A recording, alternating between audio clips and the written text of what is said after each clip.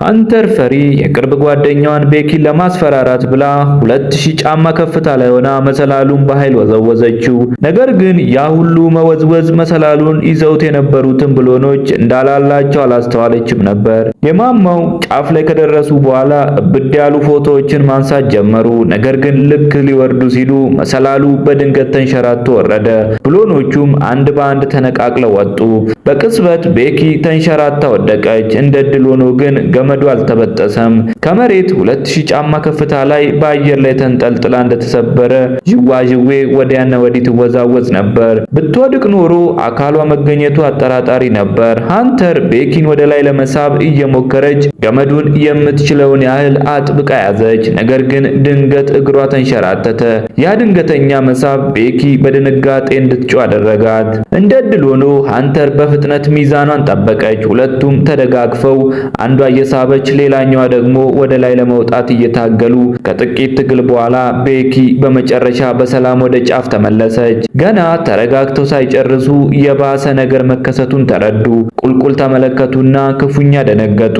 ሙሉ መሰላል ተነቃቅሎ መሬት ላይ ወድቋል። አሁን 2000 ጫማ ከፍታ ላይ በሚገኝና አገልግሎት በማይሰጥ የቴሌቪዥን ማማ ወይንም ታወር ላይ ያለ መሰላልና ያለምንም መውረጃ መንገድ ተቀረቀሩ። ሃንተር ለእርዳታ ለመደወል ስልኳን አወጣች። ነገር ግን በዚያ ከፍታ ላይ ምንም አይነት ሲግናል አልነበረም። በመድረኩ ላይ ያለውን የቁሳቁስ ሳጥን ፈተሹ።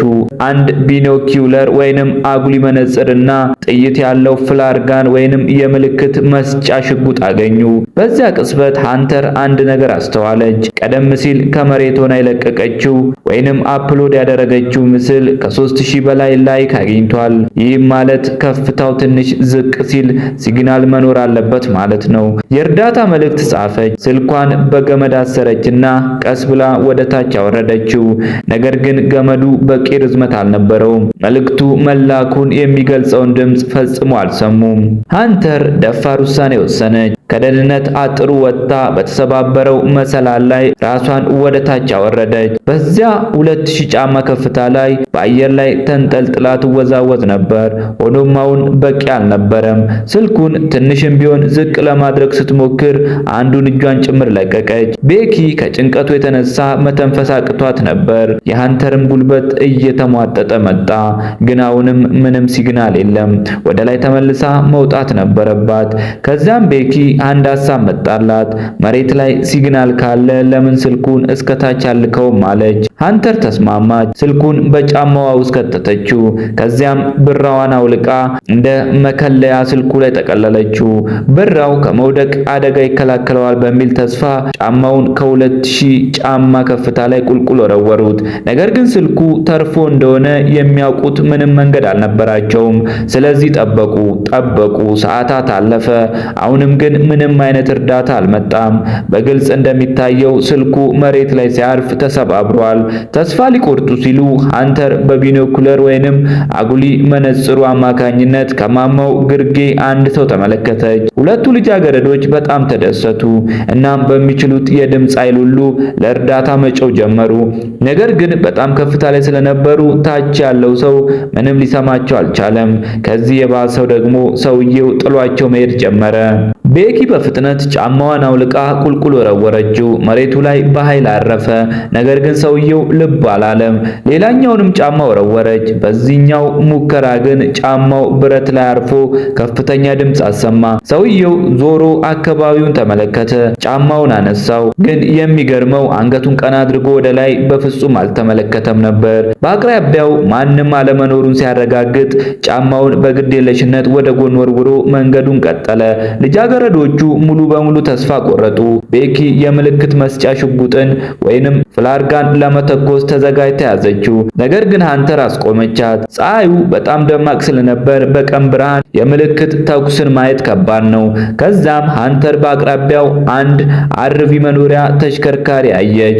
ሰውየው ለካምፒንግ የመጣ ስለሚመስላት ቶሎ ጥሎ አይሄድም የሚል ግምት ወሰደች። ቤኪም ለመጠበቅ ተስማማች።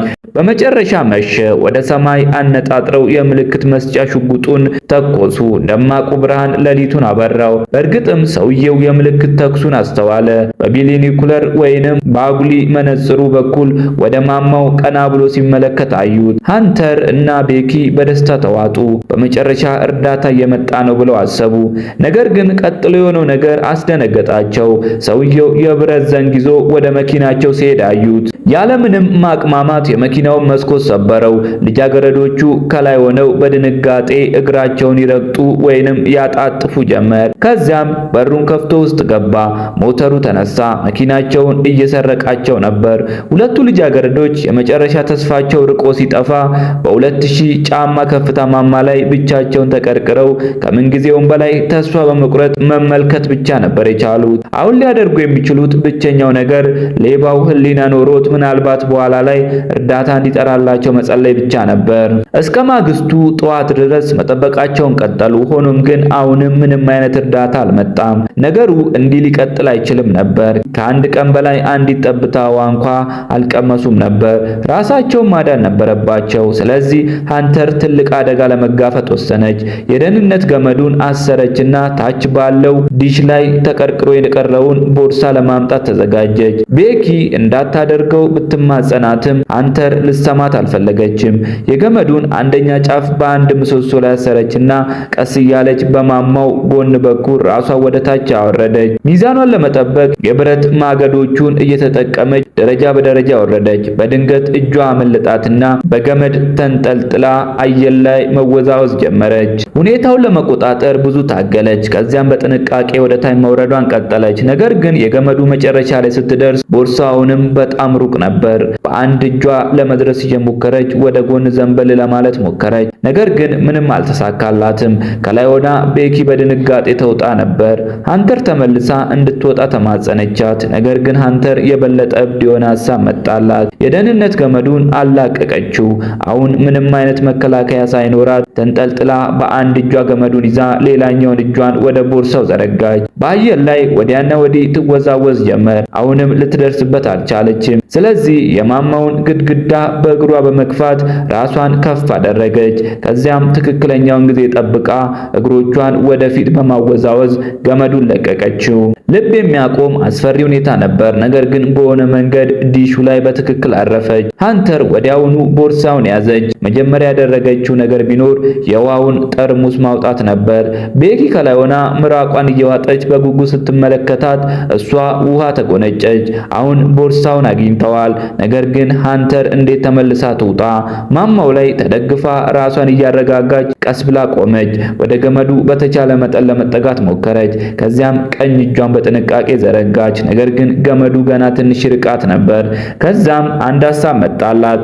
ወደ ኋላ ጠጋ አለችና ከቦርሳዋ ውስጥ የሰልፊ ስቲክ አወጣች። በሱም የገመዱን ቀለበት ለመያዝ ተጠቀመችበት። ቦርሳውን በገመዱ ቀለበት ላይ ለማንጠልጠል እየሞከረች እጇን ዘረጋች። ነገር ግን ቦርሳው በጣም ከባድ ነበር።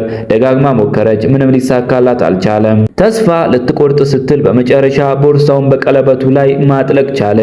ይህ ገመዱን ለመያዝ የሚያስችል በቂ ርዝመት ሰጣት። ሃንተር ቁጢጥ አለች። አይኖቿን ቦርሳዋ ላይ ተኮረችና ዘለለች። በአየር ላይ ሳለችም ያዘችው። ቤኪ ከላይ ሆና በድንጋጤ ትንፋሿ ተቋረጠ። ከዚያም በፍጥነት ገመዱን ይዛ በሙሉ ኃይሏ መሳብ ጀመረች። በዚህ መሃል ሃንተር እጅ በእጅ እግር በእግር እያፈራረቀች በፍጥነት መውጣት ጀመረች። ብዙም ሳይቆይ ከማማው ጫፍ ጥቂት ዝቅ ብላ ደረሰች። አሁን የቀረችውን የመሰላሉን የመጨረሻ ክፍል መያዝ ብቻ ነበር የሚጠበቅባት። ያኔ ደህንነቷ የተጠበቀ ይሆናል። ነገር ግን በዛች ቅጽበት አንድ ነገር ተበላሸ። የሃንተር እጆች ዛሉ ወይንም ኃይል አጡ። ቁጥጥሯ አመለጠና መውደቅ ጀመረች። ሁሉም ነገር በጣም በፍጥነት ነው የሆነው። ቤኪ በድንጋጤ ደርቃ ቀረች። ያየችውን ነገር ማመን አልቻለችም ነበር። አስከፊውን እውነት ለመጋፈጥ ቀስ ብላ ወደ ጫፍ ስታጎነብስ እንባ በፊቷ ላይ ይወርድ ነበር። ነገር ግን ሃንተር እየወደቀች እያለ በመጨረሻዋ ሰከንድ ገመዱን ለመያዝ ቻለች። እጆቿ ተልጠው ደም ይፈሳቸው ስለነበር ቤኪ ብቻዋን ልትስባት ተገደደች። ነገሩ የማይቻል ይመስል ነበር። ነገር ግን ቤኪ በፍጥነት ከድንጋጤዋ ነቃች። እግሮቿን በደንብ ደግፋ በማቆም ገመዱን በሙሉ አቅሟ መሳብ ጀመረች። በመጨረሻው ጥንካሬዋ ሃንተርን ጎትታ ደህንነቱ ወደ ተጠበቀበት ቦታ ወጣቻት። ውሃና ድሮኑ ያለበት ቦርሳም አብሮ ወጣ። ቤኪ ምንም ጊዜ አላባከነችም። የውሃውን ጠርሙስ አወጣችና ሕይወቷ በሱ ላይ እንደተመሰረተ ሁሉ በአንድ ትንፋሽ አንቆረቆረችው። ይህ በሁለት ቀናት ውስጥ የተሰማት የመጀመሪያ እውነተኛ እረፍት ነበር። ከዚያም እንደገና ቦርሳውን ፈተሹና ድሮኑን አወጡ። ቤኪ በቦርሳ ውስጥ የምግብ ቤት ደረሰኝ አገኘች። ባዶ በሆነው ገጽ ላይ የእርዳታ መልእክት ለመጻፍ የአይን ኩል እርሳስ ተጠቀመች። መልእክቱን ድሮኑ ላይ አያያዙና በአቅራቢያው ወደሚገኘው ሞቴል ለመላክ ተዘጋጁ። ሁሉም ነገር ተጠናቀቀ። ቤኪ ድሮኑን ስታንቀሳቅሰው በጥሩ ሁኔታ ተነሳ። ርቆ ወደሚታየው ሞቴል በፍጥነት በተረጋጋ ሁኔታ በረረ። ነገር ግን ብዙም ሳይርቅ ባትሪው አለቀ። ድሮኑ አሁን ቢከሰከስ ኖሮ የመጨረሻ ዕድላቸው አብሮ ይጠፋ ነበር። ስለዚህ ቤኪ መልሳ ልታመጣው ተገደደች። ልክ ድሮኑ ኃይሉ ሲያልቅ እጇን ዘርግታ ለጥቂት ያዘ። ነገር ግን ባትሪ ባለመኖሩ አሁንም መልእክታቸውን መላክ አልቻሉም። እንደገና ተስፋ የመቁረጥ ስሜት ውስጥ ሳሉ በድንገት በማማው ጫፍ ላይ ያለው የምልክት መብራት ትዝ አላቸው። ምናልባት ድሮኑን ለመሙላት ሊጠቀሙበት ይችል ይሆናል። ቤኪ ቦርሳውን አንጠልጥላ እጅና እግሯን በመጠቀም እንደገና መውጣት ጀመረች። ቀስ በቀስ እስከ መጨረሻው ጫፍ ድረስ ወጣች። እዚያ እንደደረሰች ክዳኑን ፈታ አምፖሉን አወጣችው። የድሮን ቻርጀሩን ሰካችው። በሚያስደንቅ ሁኔታ ሊሰራላት ቻለ። ቤኪ በደስታ ተሞላች። ድሮኑ ሙሉ በሙሉ እስኪሞላ ድረስ ለሁለት ሙሉ ሰዓታት ሳትንቀሳቀስ እዚያው ተቀመጠች። ቤኪ ወደ መቆሚያው ቦታ ስትመለስ ለአፍታ እንኳ አልቆመችም። ወዲያውኑ ድሮኑን አስነስታ ወደ ሞቴሉ እንዲበር ላከችው። ብዙም ሳይቆይ በስክሪኑ ላይ ህንፃዎች መታየት ጀመሩ። ሰዎች ያሉበት ቦታ ላይ መድረስ ብቻ ነበር የሚጠበቅባት። ድሮኑ ላይ የተያያዘውን መልእክት የሆነ ሰው ያየዋል። ቤኪ ደስታዋን መቆጣጠር አልቻለችም ነበር። ነገር ግን ድሮኑ መንገዱን ልክ ሲሻገር አንድ ትልቅ መኪና በከፍተኛ ፍጥነት መጥቶ ድሮኑን ሰባብሮ አደቀቀው። ቤኪ በድንጋጤ ደርቃ ቀረች። አሁን የሆነውን ነገር ማመን አልቻለችም ነበር። ለስኬት በጣም ተቃርባ ነበር። የመኪናው ሹፌር ለማየት ሲወርድ አየችው። ወረቀቱን ካየው አሁንም እድል አላቸው። ነገር ግን ሹፌሩ የተሰባበረውን ድሮን ልብ አላለውም። አካባቢውን ተመለከተ። ምንም ነገር አላየም። ወደ መኪናው ተመልሶ ገባና ነድቶ ሄደ። ቤኪ በለቅሶ ተሰበረች። ሁሉም ነገር አበቃ። ተስፋ ሁሉ አጣች። ነገር ግን ሁኔታዎች ከዚህ የባሰ ሊባባሱ ነበር።